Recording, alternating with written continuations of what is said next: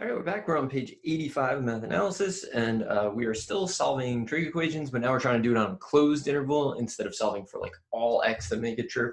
It's a little weird at the top of this page because it says another method of solving them is convert everything to u, but I'm pretty sure that's how I just solved the last problem. So I don't know how I was originally intending to solve the last problem, but whatever. Let's just do more practice. So this process is actually really related to something we already did.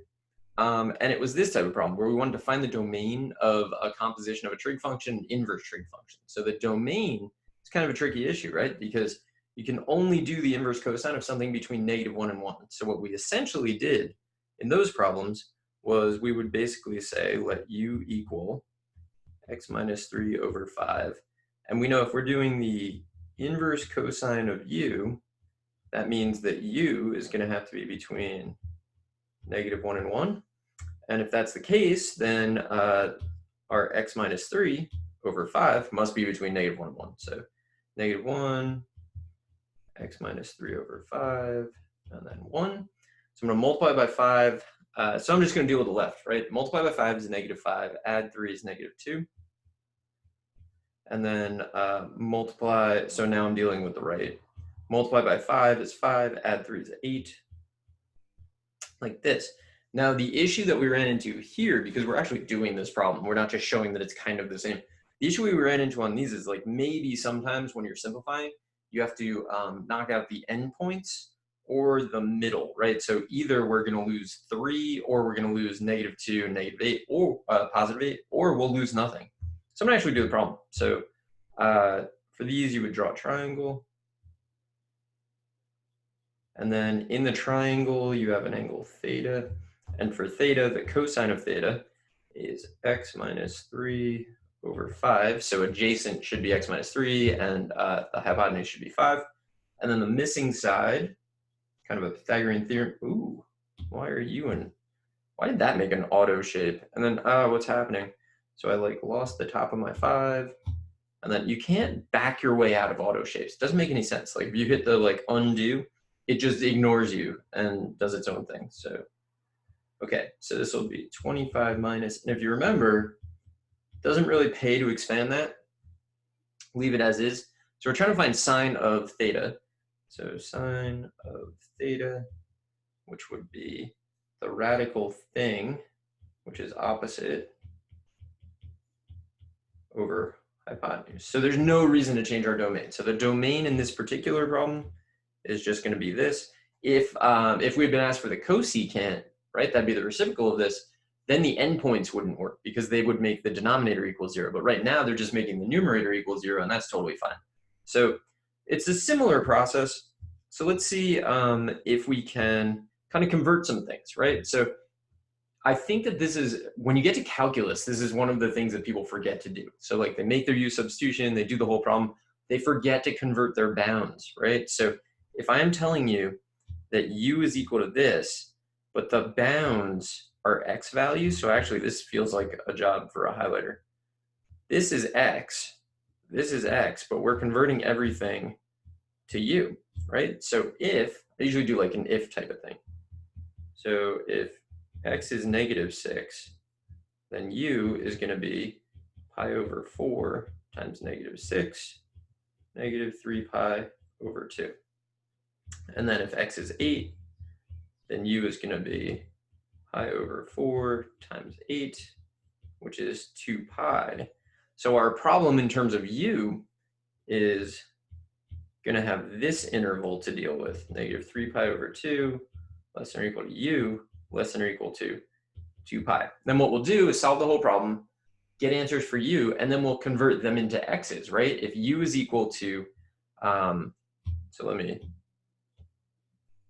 if u is equal to pi over 4x, then x is equal to 4 over pi times u. So after we solve in terms of u, we'll just convert them back to x's, which is not really a big deal. You just have to remember to do it. So here we're having the same exact issue, right? This is x, but we want to convert things into u. So if x is equal to 0, then u is going to be equal to, well, just 2 pi over 5.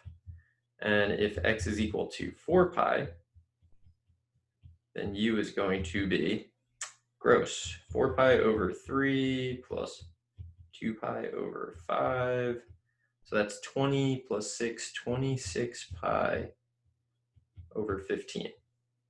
So we do the problem in terms of u, and when we do it in terms of u, now our concern is that u has to stay between 2 pi over 5 and 26 pi over 15. So we can convert, and it's going to be a big deal. It's like, it's an important thing when we're solving these, but this skill, converting everything, such a big deal. So make sure you really are focused on like what's happening. Why are we doing this? All right, so let's see. If we say that u is equal to 4x minus pi over 2, then if x is 0, u is going to be equal to negative pi over 2. And if x is 2 pi, then u is going to be equal to 8 pi minus pi over 2, so 16 pi over 2. 16 minus 1 is 15 pi over 2. All right, so the problem that we're actually going to try to solve, so let's say therefore, we want the sine of u is 1/2, and u has to be between negative pi over 2 and 15 pi over 2. All right, so that's the problem we're actually going to solve. So let's solve that. You can solve that kind of just by thinking, I think. So we're going to get pi over 6s, right? So it's like a process, right? So first you think u is pi over 6 or 5 pi over 6 because you memorize those. So let's change our bounds here because we now know that. Let's change this to negative 3 pi over 6 to 45 pi. Common denominators are like, they make your life so much easier. So anytime you can, common denominator, it's going to make things a lot simpler for you. All right, so, and also it's useful to think of 2 pi in 12ths. In 6th, which would be 12 pi. That's where 12 came from, I think, in my brain when I just like said it. So the first question we need to ask is, if I take this and I subtract 12 pi over 6 from it, do I stay in this range? But I definitely don't, right? So pi over 6, so 1 minus 12 is negative 11. So you get negative 11 pi over 6, not going to work. If you subtract 12 from this, 12 pi over 6, you get negative 7 pi over 6, which is also not in the range. So we're only going forward. So we want to go forward with our answers. So actually, I'm going to move these over a little. And I'm going to start adding 2 pi. So first time I add 2 pi, I'm going to get, so it's adding 12, 13 pi over 6, and then also 17 pi over 6. And I got to do it again. So I'm going to run out of colors that I want to use here. So I'm going to add again, get 25 pi over 6 and 29 pi over 6. And then I'm going to move this down so that it's not in the way, down and over maybe. We're going to go again, right? So I add again, and I get 37 pi over 6, and then I get 41 pi. 41 is hard to write if you also have to write pi. 41 pi over 6. Now, if I do it one more time, if I add 12 to this, I get 49, which is bigger than 45. So I don't want to do that. And then if this made me too big, then this will definitely make it too big. So we're done. These are all of the answers that satisfy the u condition. But remember, we said that u is actually 4x minus pi over 2. So that's up here. So now we got to deal with that. So let's see. I'm like using so many colors, I don't know what to highlight with. So this part now is going to go here. And it's nice if you use common denominator. So I'm going to rewrite pi over 2 as 3 pi over 6 because it'll just make everything a little bit easier. So really we're dealing with 4x minus 3 pi over 6 equals just all of these things. And I'm going to copy and paste because I don't want to have to write those again. Copy and paste. Okay, so how many steps do we need to do to really show what's happening here? I think we can do this all in one step. So what I'm going to do is I'm going to, because I have to add this to both sides, I'm going to add 3 to every numerator. So all of the numerators are going to go up by 3. And then I'm going to divide by 4. When I divide by 4, it just changes all of the denominators into 24s. So I'm going to add 3 to the numerator, and I'm going to change the denominator to 24. And let's see what happens. I think they're like all going to simplify if you want to simplify them. So we're going to end up, for example, so add 3 gives me 4 pi over 24. Add 3 gives me 8 pi over 24. 16 pi over 24. 20 pi over. So every single one of them simplifies, which is that it's actually kind of unusual for that to happen. And I don't know how I feel about simplifying. Like, I understand the value of having, simplest terms, but like, that's not really the math that we're worried about right now. But you might be. So I'm going to simplify these. So I would stop here. I would be okay with this. So let's highlight. This is a ton of highlighting. So I'm okay with leaving this, but you might not be. And if you're not, then simplify. So here we go. And if you have a different teacher, they definitely might not be. So the key is when you simplify, don't introduce errors that didn't need to be there. So divide, what am I dividing by? 8, 2 pi over 3. I mean, there's got to be a pattern here, right? This will be 5 pi over 6. This will be 7 pi over 6. We're just like going, are we just going around the unit circle? Like, I think we are. 3 pi, 4 pi over 3. And then it should be 5 pi over 3. And then it should be 11 pi over 6. Okay, so this is if you're obsessed with simplifying, you would write this as your answer. But these, I think, are the answers to the question. So let's try to check it on the calculator and see what it says. And then I'm just going to finish this page. If you know what you're doing, I mean, you might be good to go without actually hanging around. But you got to do the problems. So if you want to do them with me, hang out and do them. Otherwise, go ahead. So I'm going to say between 0 less than or equal to x less than or equal to 2 pi.